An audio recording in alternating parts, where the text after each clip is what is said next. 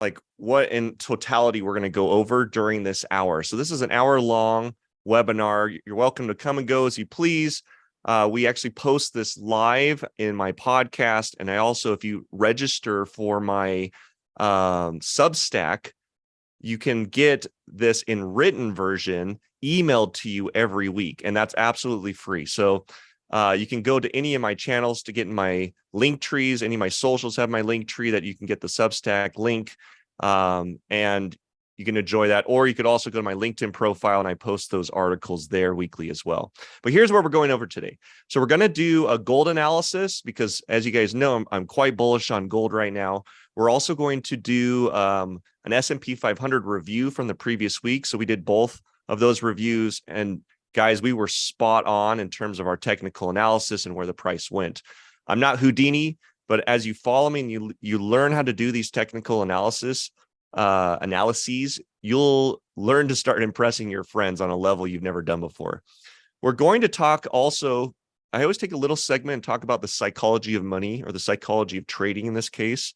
And I'm going to expose, you guys are going to be the first to kind of see this section that's coming out in my book in April about these 4 quadrants that we developed over the last 3 years that helps people get into authorship of their life. And if it has to do with money, your trading account, your investments, you want to be an author in that, meaning you want to be someone who actually moves towards the things you want as if you were writing it in a book.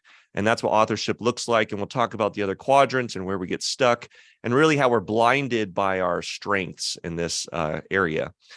And in the news, you guys have probably already seen this. We might touch on this a little bit, but we're going to talk a little bit probably about the attack on Israel, the war in Hamas, the conflict in the Middle East, so to speak, and my personal thoughts on where I think that's going. We're going to talk about the U.S. economy, talking about U.S. interest rate hikes. There's a chart that is just insane, and it's showing data that we haven't seen, guys. We haven't seen this kind of spike in over 30 years. We're also going to talk about what certain sectors believe about next year having a recession. And it's quite revealing as you look at this data, whether it's business owners, CEOs, Main Street, or certain indexes or the Feds, what the likelihood they think of a recession is. And the data really shows kind of who's leading. And I'll give my insight and my opinions on like why I think it's going to be going in a certain direction. A lot of news around Bitcoin this week. I'm going to go through that. Jobless claims is how we'll end, and then we'll go and set up those trades. So let's start. One of my favorite things to do is to start with our trade review. So I'm going to bring my charts up. For my listeners, this is going to be a little more difficult, but I'll do my best to describe what's going on here. We're going to go through, and I want to bring up, there's Bitcoin. Let's bring up our gold trade from last week. So we're just going to do a quick review, and then we're going to look at the S&P 500 at the end. But gold, you can see, guys, this was our analysis last week. So we drew this all up. Here was our 5-day. Let me bring this back, actually. So last Friday, today's the 27th, was the 20th. So we actually want to put a line in on the 20th. So this is what we were looking at last week, this line right here. And you can see that on the 20th, the price was floating right at about 1983. And we had this upward pressure, or you could call it an upward channel that was going up into the bullish direction on gold prices. And so what we did is we saw some of these support and resistance levels, obviously coming up to the $2,000 price. It's going to be a natural resistance level because as you go back, it always struggles to break above 2,000. My personal belief is once it's done that, it may never come back. But right now, it's still fighting that level.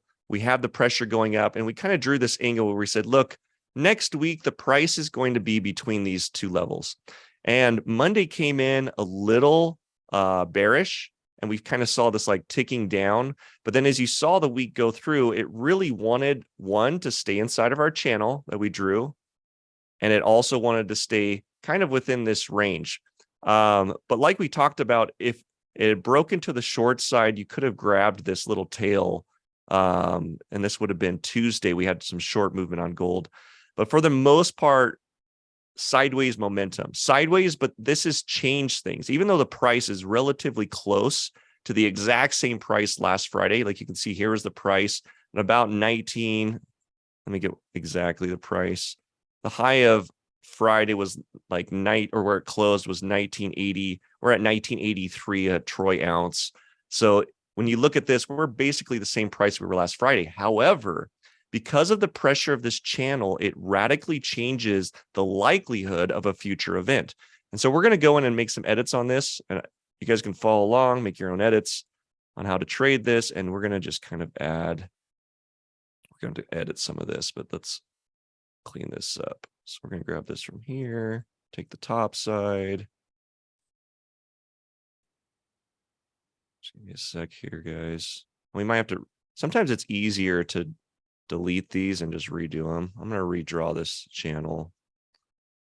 And by the way, this is quite a steep channel. And we talked about last week how the slope of the channel actually has a lot to do with what's going to happen going forward. I'm going to delete this old one going south. We're clearly out of that channel now. Let's draw this in. So here's my bottom side. Top side should be relatively the same. And you could see we're just staying right inside of it. The difference is, however, the price currently inside of this non-linear support and resistance, we are at the bottom. So I am more bullish than I was last Friday because we not only have support of the 1973 level that we drew in, but we also have this trend support, this channel that it's going in this upward direction, also pushing it up. So we kind of have double the support, where last Friday we were at the top of the channel, which is why you kind of saw this drawing out into the bottom of the channel. But now that we're at the bottom and we have support again at this 1973 level, this is, I'm just going to move this ellipse over here if I can. And there we go. Actually, let's just draw a new one. We're going to kind of put where we think the price is going to be next week. I still think bullish. I think it's going to be hard for it to not go into this region, but it's going to want to stay above. Like, you just have to imagine this channel is going to keep going forward, and that price is likely going to stay in that region. So come Monday, bullish. The 2000 will next week be the day or be the week that we break 2000. It's going to test it. So you can count on next week testing this 2000 level. The likelihood of it not is, the probability is probably less than 20%. But you've got two fighting forces. You've got the 2000 level. It's going to be pushing the price down. You have this linear support going, non-linear support going up. That's going to be pushing the price up. And so there's going to be a battle Monday or Tuesday next week to see if it either breaks to the upside or it comes back down and starts playing below the 2000 level when we get into a new channel. Here's the play. Monday or Tuesday, you're either going to have a break above 2000. And if that happens, there will be a significant move. Why? Because there's nothing above it. There's no major support above it until you get to about $2,050 per ounce. So put your stops in real tight, take your profits to about mid-size, which would be about 20, 25, 26.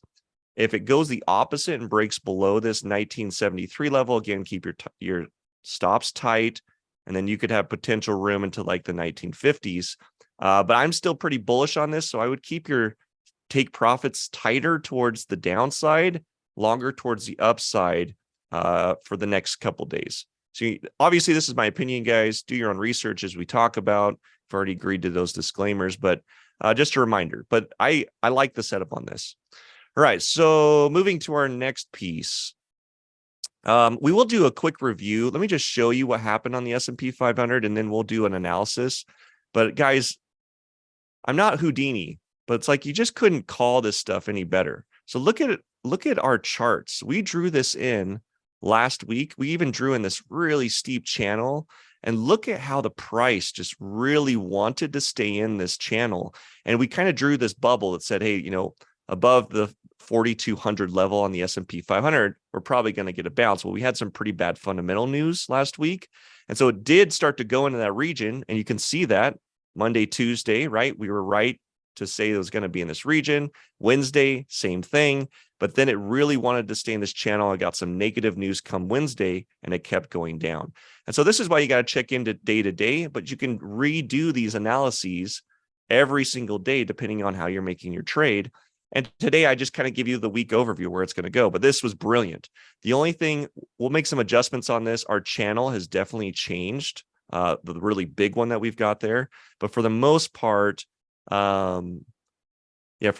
this is going to look pretty bearish. So we'll come back to that towards the end of our meeting. We'll do a full analysis. I'll get you guys some potential trade setups that way. But let's jump into what's next. So I like to go into the psychology piece next. And today we're going to talk a little bit about this. I call them it's like a 4 quadrants or 4 archetypes. And basically what this is a way to navigate towards success. Now, for those of you know, I use a lot of weird language, and I do it intentionally because I coach a lot of executive professionals. I do a lot of stuff on stage and in the transformation world, and mostly around finance. And I find that language is what drives most things, meaning the type of language you use can either drive attention or push it away. And so before I show you this, I'm going to talk about something that I use in language quite a bit, and that's a word called power. And power is defined a little differently for me. Power is the velocity at which you obtain the things that you desire. And in this case, I imagine you guys are joining me, right? Because you want more power in your life, velocity around the things that have to do with your finance. And we're not talking power around your debt. We don't want your debt to spiral out and get a bunch of velocity, but like handling your debt or handling your finances or growing your wealth or building your wealth. And all of us can have goals and eventually get somewhere, but velocity is the speed. And have you ever met someone that was like nobody, like maybe an old friend or someone you went to high school with, and you're like, gosh, they really weren't anyone. And then in like a 12-month period or something happened and they just went from 0 to hero. Now they're a celebrity. Now everyone knows who they are, or they got rich somehow. And it's like, wait, what? How did this happen? Well, a lot of people think it's like this 10,000 hour rule. A lot of people think that there's something about like you got to do your time. And I'm actually going to propose that it's not that. I'm going to propose that they got access to some level of velocity, some level of power that they didn't previously have. And that level of power started attracting the thing that they wanted. And then out of nowhere, they just lifted off. And we've all experienced this on some level. And so I created this archetype system working with power around executives, CEOs, people who are running businesses, to really identify how do we get you where you want to be. And for CEOs, it's revenue based, generally speaking, or they have some goals or some products they're trying to launch. For individuals or traders, specifically, it has to do with like increasing your wealth or having a better return or a higher percentage, right? And so we have 4 archetypes. We have authors who have it all. We have dreamers who have a bias, wanderers who have a bias, and then beggars who have nothing. And regardless of where we're at or what category we're talking about, you're one of these 4 in that category. Now, there are 2 things we're dealing with around getting to authorship when it comes to a goal or something that we're trying to achieve. And in this case, let's pretend, because we're all here around money, let's talk about it being around growing our wealth, expanding our trading, having more money. Well, there's 2 things that contribute to this. And one is your belief system around money. This is why there's book titles called Think and Grow Rich. This is why there's more books around the psychology of trading than there are how to make trades, is because there's something about your beliefs that actually changes how you manifest when it comes to money. And then there's this thing that, and this is my language, my IP, there's this thing called inner position. And it's really about this thing internally that turns on or off around action on taking action towards the belief or towards something that you're going towards. So your inner position would be like one of confidence or one of guilt and shame. It'd be one of pride or inner knowing, or fill in the blank. There's a bunch of positive inner positions, or it could be one of doubt or fear, and those will drive the action that moves forward. Now, what I've found working with executives, working with people in the trading world, thousands and thousands of people that I've either done in large rooms or one-on-one through coaching, I find you're in one of two categories. You either have really expansive beliefs, typically, like it's like you work out this arm, but you forget to work this arm out. And like your right arm is your beliefs, your left arm is your inner position. I find typically people are strong. They have a strong suit. They're either dreamers or they're wanderers, meaning that they either have expansive beliefs or expansive inner positions. And then the other side is weak. Now, what does this look like? Well, dreamers having an expansive belief system, but limited inner position, they are the people, they are the individuals who dream a lot. They're in their head a lot. They read books. They know how to build the desk from IKEA. They went through the instruction manual 4 times, but they just can't get the oomph. They can't get the drive to actually go build it, right? They got it half done. Their spouse is yelling at them because it's on their honey-do list still. They know how to do it, but they're just lacking some inner motivation to move towards it. And then we have wanderers who are kind of the opposite. They typically, they buy the thing from IKEA and they don't even open the book, right? And they just start building it. They start, putting the things together, trying to figure out the numbers. They're not following the instructions. Next thing you know, the ladder's on the wrong side. The doorknobs are not put in correctly, and they have to fix things. Do they get stuff done? Yeah. But do they break some windows and hit some bumps along the road? Absolutely. And then you have beggars. And I use this word, even though it's kind of in a negative context, I use this word and I'm not going to get away from it because it is illustrating something negative. I don't like calling people beggars. I don't like it being associated with, the poor. But the reality is a beggar is missing both. They have neither. They have neither a positive belief system, nor do they have a strong inner position. Therefore, they get nowhere. And in fact, they are a vacuum. They suck from other people and other things as well, because there's no power there. There's no way to attract the things that they want. So as you're trading, here's my tip as we kind of wrap up our psychology corner. If you're a dreamer, if you find when it comes to money, you're trading, investing, expanding your existing, world around money, if you find that you're someone who's read all the books, if you're finding that you're someone who's taken a bunch of classes, paid for a bunch of lectures, done a bunch of training, but you're still lacking the actionable thing, maybe you lack the ability, or you haven't gone out and raised the money, you haven't started building the business, you haven't started actually putting a trade plan together and testing and doing the work, you're probably a dreamer. And there's nothing wrong with that. There's lots of dreamers. Now, you're probably a wanderer in the finance world if you're someone who's lost a bunch of money, borrowed a bunch of money from other people and randomly thrown it at things, put your own money into things kind of on a weird tip or a news article that you saw, right? Wanderers are the ones that just go in heavy. They just start making trades. They start doing stuff and they start breaking windows and bouncing walls. They're the type that would say, well, we learn by making mistakes. And it's like, right, that's the wanderer thing to do. But when you have that moment of power where things just spiral up and the velocity, everything that you're doing just starts to attract it, you're just a magnet towards your success. You're a magnet towards your goal. That's authorship. And it really requires both. And because you really, when it comes to your own personal finances, you can't bring a business partner in. You can't go hire your wanderer if you're a dreamer, et cetera. You really have to get to authorship yourself. And so how do you do this? Well, my book is going to go through that. I'm really excited about the release. But to give you some tips, I'm going to give you one tip that's largely profound. If you are a dreamer, you will likely go get help from more dreamers. You will go get coaching from other dreamers. You will read books and go back to the way of dreaming that will keep you stuck as a dreamer rather than getting your inner position upgraded. And as a wanderer, you will do the same. If you go out to get help around this topic called money and expanding your wealth, you will typically, when you go get help, get it from other wanderers.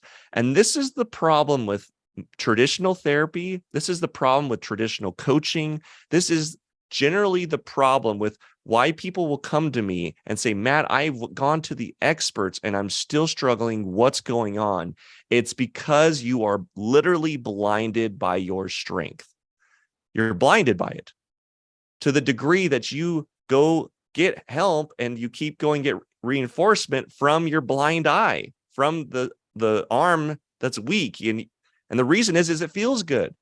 Because if you're a dreamer and you're talking to another dreamer, you're going to totally love it. You're both going to agree on all the same concepts. If you're a wanderer and you're a wanderer, it's like, oh yeah, hustle. And here we go. And it's like, guys, we're not getting it. So my advice is, if you really want to get to authorship around something in your life, particularly your wealth, go start making friends, go start associating with, go get coaching from. If you're a wanderer, go pick up a book, right? If you're a dreamer, go find an actionable coach, a performance coach, someone that's going to hold you accountable to goals. But regardless, you've got to go do the thing that is going to make you feel uncomfortable. Because if it makes you feel comfortable, it's likely that you're just going in and you're just strengthening the muscle that you already have. Now, in business, and I'm not going to spend much more time on this, in business, there are some shortcuts. In making money, there's some shortcuts. And that is, you can actually pair up with someone that has the opposite attribute. But we often don't do that either when we look for a business partner. For a dreamer, we look for a dreamer business partner. For a wanderer, we look for a wanderer business partner. It's like, no wonder we get so stuck in these things. But anyways, there's my archetype system.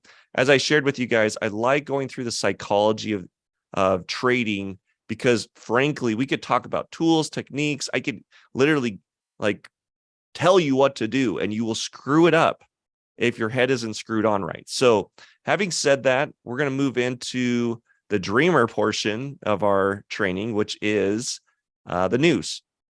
While we're doing that, I just want to give you, and first off, I want to say that I'm no expert on this. I am not a geopolitical expert.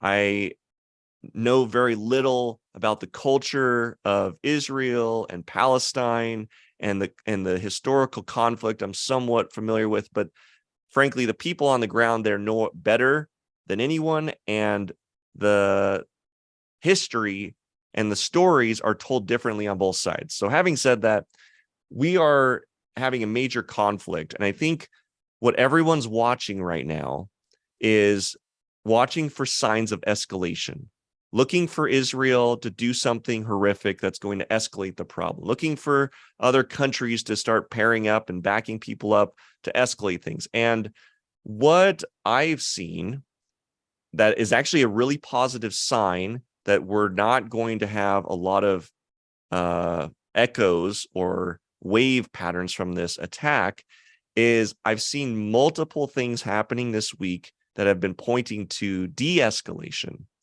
And you can look up the news yourself, but what we are seeing is Israel is not overreacting. What we are seeing is very careful conversations happening. What we're seeing is countries not coming out with statements that they're backing, certain parties. We're seeing that Iran really isn't taking a strong stance. We're seeing China and Russia aren't taking a strong stance. And the world is kind of settling this. And Israel, the attack that they planned, they actually didn't go out and do it on those days. So what we are seeing is a de-escalation from the event, which I think is positive news, positive global economic news, although there could be surprises, right? I'm no expert on this topic, but we could see some issues come up around this. Having said that, I think it's important to, as the global news and global effects do have impact on the U.S. economy, I think it's more important today, for the sake of this training, to look at our news and our problems and stuff that's going on So having said that, I want to bring up a chart that I saw this week that I think you guys will all enjoy. And this is the US interest rates hike chart compared to multiple other seasons. So over the last, I think this is 35 years. So let me show you this. I'm going to bring this up on the chart. And you guys can tell me what you think on my socials in the comments section, or if I missed something. So this is a fascinating chart. So this is comparing the speed of US interest rate hikes over the last 35 years. And you can see in yellow on the very far right, this is the last 2-year interest rate hike. And you can see, even in 15 and 18, the rate from that hike, 99 to 2000, 94 to 99, 89 to 88 to 89, 04 to 06. These were all around times where we had some inflation or some type of inflationary period, and we brought interest rates up. This is the fastest we have raised interest rates than any other time in history. And it's pretty easy to understand. We also have never injected so much cash and had such an influx, an M2 money supply than we did during 2001 to 2002. So we had this kind of weird period where during COVID, we stimulated the economy through all this cash in. And because of that, we got all this inflation.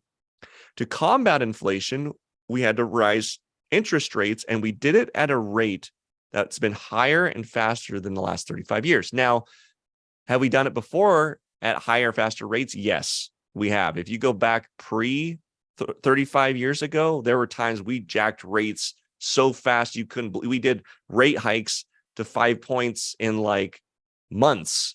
So, I mean, before that, definitely different. However, the reason I think the last 35 years matter is the way that we've been running the country, the data that the feds have been using to stabilize inflation and interest rates has gotten much better. The likelihood of them, like if they could go back and do it again in the 80s when we were having high inflation, really high interest rates, I think they would have handled it better because they had better data and better ways to tame it. Now, knowing that, having one of the largest increases, we're kind of in new territory. Like we've never done this before. We're in uncharted waters, so to speak. And the impact of this, having high rates, having anything, by the way, my sentiment still is you create a bubble anytime you do something faster than you've ever done it before. Whenever you throw something with speed, with large momentum, it's hard not to have that pendulum ball come back and smack it back a little bit. And so this idea that we could have a soft landing, that we could bring the economy plane down and actually land it and get inflation just to keep going sideways, I just don't know how you do that. I don't know how you don't have a bounce. And so my personal thoughts are, we're at 5 points, by the way, and once we cross 5, there is a psychological shift that happens in the view of economists, the view of analysts, the view of consumers, and we're going to talk about that in another chart. But the perception from a sentiment standpoint shifts, and we already have a ton of negative sentiment that we're going into a recession next year. And that's a recession based on inflationary, or a recession based on GDP numbers, not adjusted GDP numbers after you compensate for inflation. We would already be in a recession based on inflationary numbers. You guys have heard me talk about this before. When you take the growth of GDP over the last 3 years versus inflation over the last 3 years, we've had 17% increase in inflation over 3 years, guys, 17%. When GDP is less than that, you discount the inflation and we're actually negative. We're already in a recession had we had no inflation. So I don't see how things get better if interest rates go above 5%, and I just don't see how they're not. I think we're due for another interest rate hike, although this week we did have unemployment numbers tick up, which the feds are going to be looking at that and going, oh, okay, this is good news for us that we don't have to increase rates anymore, which should help tame any future inflation as well. So we're going to have to see. This winter, I'd be watching the data really close because it's going to set the tone for next year. So having said that, I want to show you guys this next chart. You guys are gonna love this. I dug this up, and frankly, this is probably one of the most revealing charts of the week. This is, and I have so much to say about this. This is 2024 projections. What's next for the US economy? So this is like what's next for the US next year? And a lot of people weighed in, and we also have the yield curve, which has nothing to do with people. It's just a statistical, it's a statistical evaluation of the bond market. I think it's the 30-year over the 3 or the 10-year. It's a 10-year treasury over the 3-month is how they analyze this. But let me just go through this data really quick. So this is who thinks a recession is coming. And this was done by Bloomberg. Yep, Bloomberg Finance did the survey and compiled the data from the yield curve. And there's 3 categories. There's Wall Street, Main Street, and then C-suite. And the Wall Street section includes the Feds, which the Feds, they think there's a 0% chance that we're going to have a recession. Now, that's their job. Their job is to think and believe and to ensure the public that they have everything under control and that they know how to toggle interest rates and use certain monetary policy to bring rates to, basically back down to that 2-3% threshold in terms of inflation so that we don't have recessions. I think that's insane. A 0% chance, I think it's insane. I think the cognitive bias of that staff is insane. Just how does no one think that it's not possible? I don't know. Yield curve. If you look at the yield curve, which is this, it's a statistical 10-year minus 3-month treasury yield, that spread, it says it's at 61% likelihood. And there's actually a chart that shows it, and it shows it's been right every time. Like every time, I think in the last 100 years, when this 10-year minus 3-month thing happens, you have a minor recession that happens after. It's just what happens.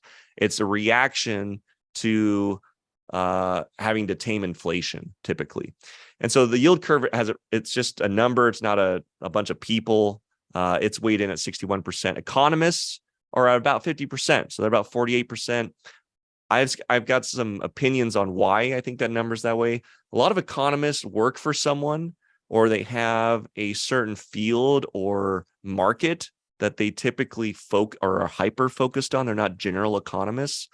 For the most part, I would even say I have some cognitive biases sometimes, even though you could say, I have a general economist background.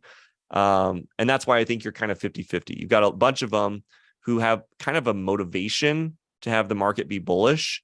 And so they kind of have this bias to say that, where a lot of them are coming to reality and going, this just isn't going to work.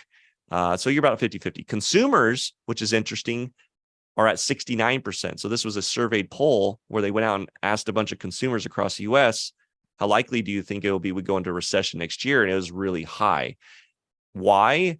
Is because I think they're already feeling it because of inflation and wages not keeping up with inflation. The amount your dollar can go to pay for your goods, cost of living, so on and so forth, has gotten ridiculous. It's gotten really difficult. And I would say if you ask most consumers, they're saying it's harder than it was pre-pandemic. They're struggling more financially. We already know based on the numbers, national debt, guys, is at an all-time high, 1 trillion. It's approaching 1 trillion. And savings account, as we talked about 2 weeks ago, savings account went to an all-time low over I think it was over a decade. So you combine the two, all-time high debt, savings accounts at all-time low. Nothing, what can go wrong, right? So obviously the consumers are feeling it. And I think that's the sentiment you're seeing in this survey. Goldman Sachs, they say about 15%. We're going to talk a little bit about how and why Goldman Sachs and Bank of America have these opinions. Well, Goldman Sachs is a bank, but they're also an investor. And so they have a cognitive bias. They obviously prefer a bull market than a bear market. So I think that's kind of where that bias is coming in. Also, because they're a bank, and I'll say this about Bank of America also, they don't want to project fear into the market because as you're already seeing with bank stocks, bank stocks have not climbed because everyone's worried about these CREs or commercial loans that are going to have to renew next year. And they're going to have to renew at these all-time high rates. And a lot of projects, a lot of commercial buildings, commercial type real estate is going to have to get renewed. And the people that own them, which would be more of the CEO side on this, know what's actually going on, where the banks don't know how they're not going through these numbers. They're not going through to see what's the occupancy rate since we lend it. They don't do that. They don't ask current their person that borrowed a couple $1 million, hey, how are things going? They don't do that with their clients. They may with a couple, but I think the banks have a cognitive bias. I think they're also bullish and trying to push their agenda. They also don't want to cause a bank run. The last thing Bank of America wants to say is, we think that it's 80% likely recession. And everyone pulls their money out of Bank of America because they're going like, wow, what's going on? So I think you kind of have that sentiment going on with those two groups. Then you have CEOs at 84%. CEOs are saying 84% likelihood recession next year. So what is going on? Out of all these groups, who would know something better than maybe the rest? Who would have some on the ground, in the war zone feedback of what's actually going on in the economy? And I would actually say it is CEOs. I coach CEOs. I've been a CEO. I quarterback some CEOs and other companies that we've helped start or given revenue to. And frankly, there's no one that knows their business better, that knows the market better than CEOs. And here are some things to consider. The S&P 500 right now would not be positive without the big seven. In fact, it would be negative almost 1% last time I checked. And that might have changed. It might be worse now that the market's drove down a little. But the S&P 500 is literally being held up by 7 stocks. And Tesla, even this last week, had bad earnings report. Elon was caught on camera almost crying during his investor report. He said he was very emotional, and it was seen as kind of negative sentiment as Tesla is having to drop their car prices and has seen a drop in revenue. Now, this is not going to be something that gets better into next year as we go into tightening or some type of plausible recession. Now, CEOs, including Elon Musk, are looking at revenue and they're looking at their margins. And here's something to consider. A lot of companies, including companies that I am a part of, have gone through this whole inflationary period. And although cost of goods may have gone up, cost of services may have gone up, they have not adjusted their prices to go up because there's not enough demand. And so something that's actually happening in the market is we're seeing the same price of goods go out, but the costs went up due to inflation. And what does that do to margins? Well, it tightens them. Well, what happens when I have to refinance a loan and now the margin that I had just completely goes upside down? Or what happens when inflation continues or demand continues to drop? All the stimulus money dries up and whatever product people were buying, they stop buying as much and that demand shrinks. And so the margin even gets tighter. Well, I think CEOs are seeing it. And I think this is a very strong case that there is something coming and CEOs are seeing something inside of their businesses that the rest, even consumers, aren't seeing. And frankly, guys, when there's trouble in the hen, in the nest, so to speak, I don't go talking to the hens. And that is how most CEOs are. Most CEOs instill confidence with their employees, with the people that they work with. So it makes a lot of sense that unless you're high-level executive, you likely probably don't even know how well your company's doing because, frankly, leadership doesn't want to project weakness, okay? All right, so other things that I thought was interesting. There's at the bottom of this chart, you guys see this sliver? It says the percentage of S&P 500 companies citing keywords. And I thought these words were interesting because these companies, as they write articles or they put stuff out, this was like some really clever data that came in that showed words that are being used either more frequently or less frequently. And one of the words that's being used less frequently going into 2023 compared to last year is inflation. We're seeing a significant drop in the word inflation used by S&P 500 companies, which makes sense because inflation is taming, and so it's not that big of a topic anymore. Material costs is also dropping because with inflation, we're seeing less of it, but it's still being talked about, which is scary. The fact that we have inflation pretty much tamed and we're still talking about it at 68%, and material costs, we're still talking at it at 37%. That's still not great. To have pretty much tamed inflation, we're still talking about it with a varying lagging degree from last year is not great. Economic slowdown has dropped significant by these S&P 500 companies. That makes a lot of sense. And then job cuts is something that has gone up this year. So end of last quarter, beginning this year, we saw that massive spike. If you guys remember the reason, by the way, I think you saw a lot of words was the big seven. Those 7 top companies were the ones laying off early this year.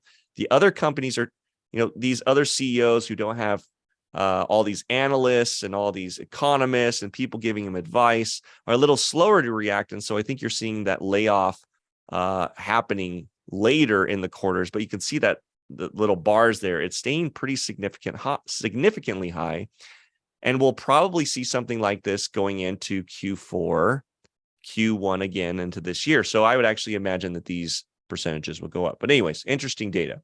So bear case data is showing that, there's clearly a lot of pessimism in the market from consumers, the yield curve, and CEOs. But the bull case is GDP is up, and GDP growth was up over 3% from the last quarter. And so there is this kind of, which isn't bad news, it's good news, but there is this kind of like negative, what would I call this? Almost like a negative, like a psych. When you're playing basketball and you're trying to make a move to the right and you kind of psych someone out to the left. I would be very cautious with the optimism that you have around this single quarter growth in GDP, because there's a lot of negative news behind it. That's all I'd say. All right, what else we got? I got to get into this. So we got to move a little quicker. There was some news that came in around Bitcoin, and I have to show you guys this tweet. Maybe should I do the article first? No, let's do the tweet first. So for those of you who are watching the crypto market, there has been significant movement with Bitcoin, but I want to share with you why, so that you don't get over optimistic. You don't start throwing a ton of money in the crypto industry without kind of knowing what's going on. But there was this thread that went out.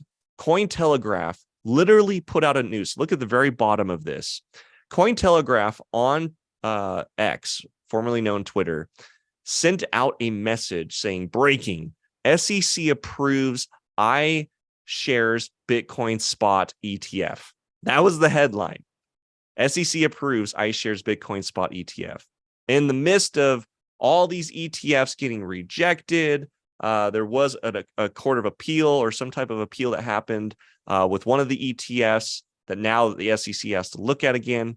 But in reality, there was no SEC approval.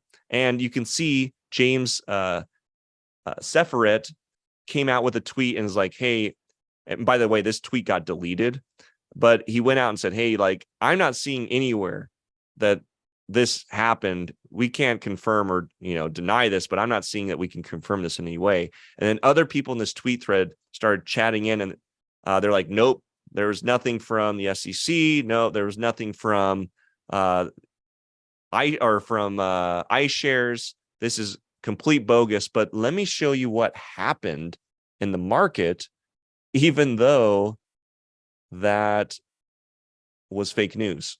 So Bitcoin, let's see if I can get into this. Here we are. Bitcoin.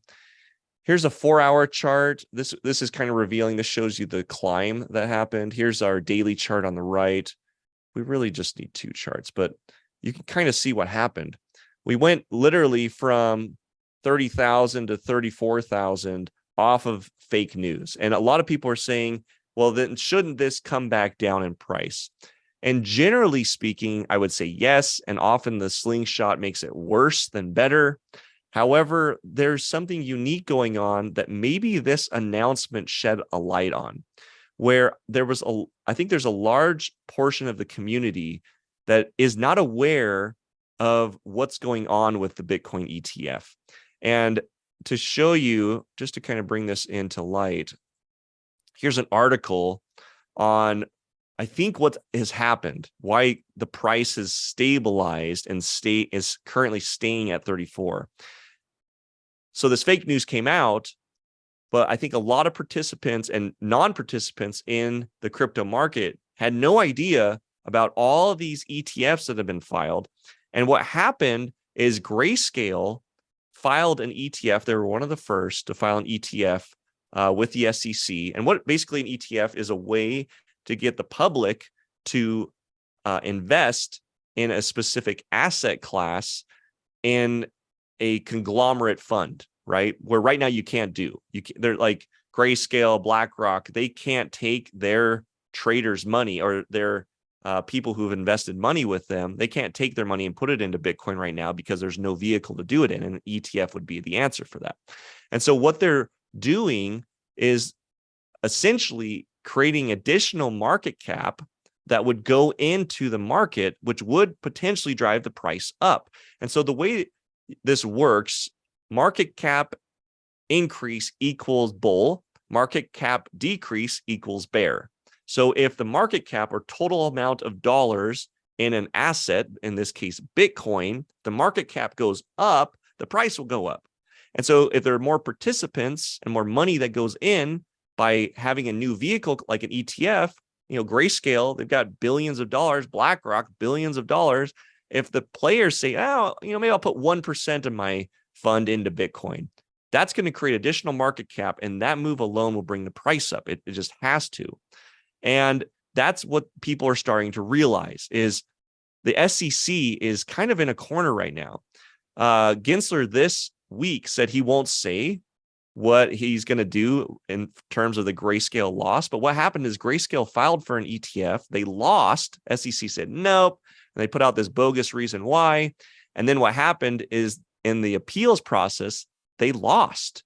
And they said, no, you have to reevaluate this, SEC. You need to go back and do this. So now the SEC not only has all these other ETFs that they either need to approve or deny, but the one they already denied, they have to look at again. And so there's a lot of pressure for the SEC to say yes to one eventually. And then once one does, we imagine the dominoes will fall and that will increase the market cap. And so I think a lot of people are going, oh, well, I put my money in, or I made a play based on this, fake news. But what I'm realizing is that was probably a good idea because if an ETF or when an ETF happens, it's probably going to blow up towards the upside, the market cap. And so just to put this in your space, you want to be watching if you like Bitcoin, if you're bullish towards Bitcoin, you want to get into Bitcoin, you want to make some money towards the bull side of Bitcoin, market cap increase is what to look for. And the topic to be watching every day is an ETF approval. Now, if you want to get in before that, the risk is it goes down before that, right? The risk is that something happens fundamentally, the price drops before the ETF files, and then you lose a bunch of money before, and then the ETF comes out and it goes back up. That can happen. So you could position in now, or you could wait until it happens. And frankly, once the approval happens, then more cash will come in after. And so you're kind of betting on the cash that will come in after people start allocating money into the ETF. All right. So that is kind of a lesson 101 on the markets, how the markets work. But I mean, that's valuable information to understand because then you can start to play the fundamentals like the pros. And you better believe when that ETF gets approved, there's going to be insane volume in the market. All right. What do we got next? Let me just review this really quick and see where we're at. Oh, jobless claims. I think I brought that up on the chart. Let me just pull it up really quick since we've got 9 minutes and then we'll do our last trade. I do want to mention jobless claims because as you know, it's one of my key KPIs or performance. Yeah, we'll call it a KPI. It's a performance indicator that I'm watching because I believe the house of cards that like everything's standing on right now, the one that's the most fragile is jobless claims. It's unemployment numbers. And we saw this recent number come through, and I just want to show this to you guys. But jobless claims did tick up, and it was worse than expected. So you can see here is previous, here's current at 210,000.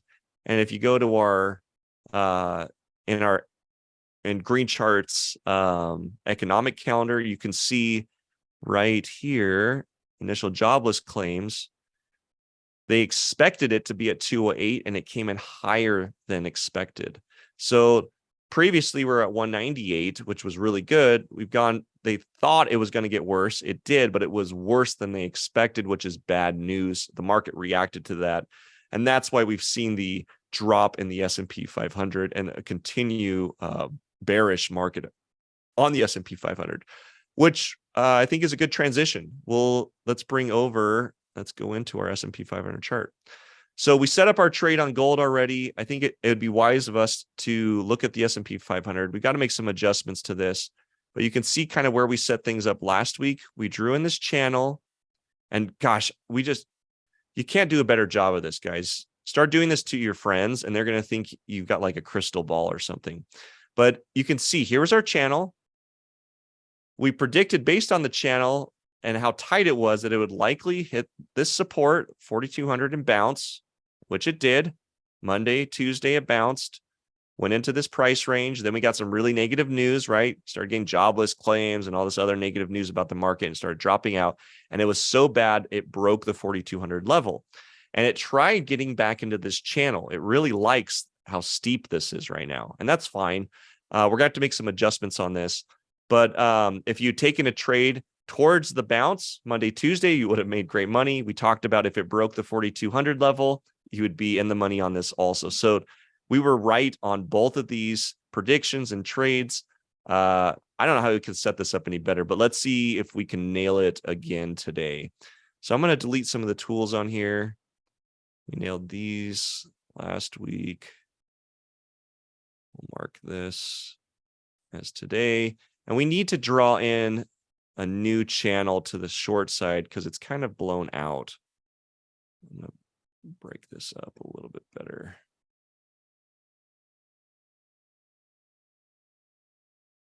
Yeah, that's good. So here's our new channel, and it's very likely to follow inside of this going in. Let's look at how far down our support is. So right now I'm looking at the S&P 500, and one of the things I'm concerned about is let's look at this channel too.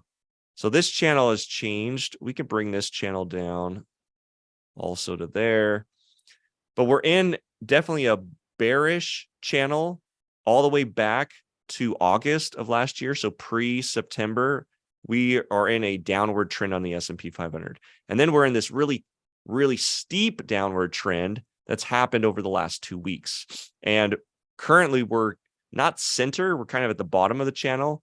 We're at the very bottom of this longer channel, and we have support at 4,100. And currently we're at 4147. So we've only got like 50 points before it hits that support. So what's the likelihood? Well, it's likely to stay within this region Monday, Tuesday. So it's very likely. Let's just kind of draw what's going to happen here. It's very likely that we're going to want to stay. It's going to need to be a little smaller. It's going to want to stay here. And the reason is if we extend this, which I'm going to do.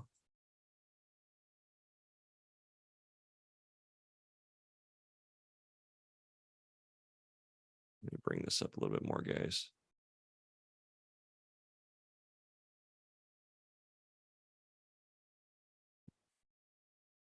All right.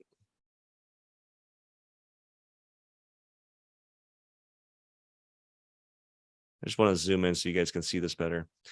But it's very likely, and I'm going to delete this line because that's today. I'll put it back in when we're done. But the likelihood of this being here is very high. And this would be like Monday, probably Tuesday, unless we have a lot of volume. The reason is it will keep us in this short channel on Monday. The candle's going to open somewhere over here, close to the 4,100 range. and then 41.43. And then it's likely going to hit this support and bounce up. And so Monday, you're going to see kind of a candle. My prediction would be it's going to want to stay in this price unless we get, this is a technical analysis, unless we get some wild fundamental news. And that's when you see things get a little wonky out of the technicals. How do you trade this? Well, you're going to look for a potential trade to the upside. So breakout up here, make this nice and small. You're going to look for a breakout that comes into this region, or you're going to look for a breakout which is more powerful and going to have more velocity and potential profit and lower risk, I would also say, to the downside. And that's going to be here. Make this nice and small. It's going to be this range here, and I'm going to put that within that channel. So you really have a breakout below the 4,100 level, the support, or a breakout out of the channel into this region. And this, we could kind of expand this also, because really it could go into a couple days. But if you have this break of the channel, it's likely going to come up, and then the next place it's going to test is 4,200. Because you're going against the trend, two trends, by the way, you got to keep that stop loss really tight. So really tight stop towards the upside. Definitely keep your targets below the 4,200 level. That should be safe if you get a breakout. But keep your stops tight, guys, because you just can't afford to move. You can't afford to lose much in a opposite trend trade. Now, I like the downside trend. This one, if it breaks 4,100, stays in the channel, you could put that stop, especially it's going to be a double resistance because now you're out of the channel and the support has now become resistance at 4,100. You could take this thing down all the way to the next support level, which is, let me get the price, 40.56. And, obviously you don't want to take it all the way. So you maybe take it to half. If it breaks it again, this channel will continue, and then you could get another trade below. So it is possible, depending on how fast this moves. Let's see, this would be Monday, Tuesday, Wednesday. Now it's not going to happen. It could be Friday. Maybe you get a breakout below this, but I'm not going to draw it in. Keep your this one I like if it goes to the short side, because again, you can keep your stop really close. You can let your profit go. And then I'm going to give you a second option on the trade. Once you get profitable towards, halfway through this, you can actually put a stop order in to keep your profits in, like half your profits locked in, but allow it to keep running. And when you are in a double trend like this, I like to do that. Let your profits. This is one of those examples of how to let your profits run and cut your losses short. And this is a perfect example of where you've got double technicals telling you sell on the S&P 500. And you combine this with some fundamental news, and it's going to be a win. So if you get a breakout, you can lock in some profits on this. I think it's worth letting the trade run through the next support level if it will allow it. And then if it does that, you'll move and lock in your profits at the 40.56 level or just above that, because at that point it may come down below 4.56, but then it'll hit it. Support becomes resistance, and that new stop loss that you've put in has locked in a significant amount of profit. So that's how I would do it. Again, guys, this is my opinion. You guys know all the risk disclaimers. Do your own homework. But we'll see. Next Friday, we'll see how this goes. I'm going to draw on my line. But there is our S&P 500 trade. All right. So I think that pretty much wraps up our session today. Let me just check and make sure there wasn't anything else I wanted to say. Yep, that wraps it up for today, guys. Thanks for being on.